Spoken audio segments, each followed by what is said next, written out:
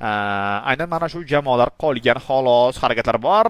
Afsuski bunday holatlar qo'llab-quvvatlanmaydi. Donatar yuzaga keltirilmoqda. Oy, Reydga bir paytning o'zida. Oy, bir ajoyib reaksiya yuzaga keltirdi. Ortidan esa shoh bu reaksiyani davom qilib qo'yyapti.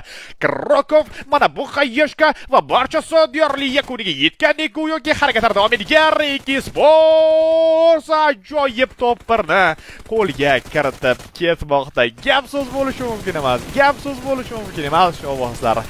Oy, men imkonsiz deb o'ylagan edim.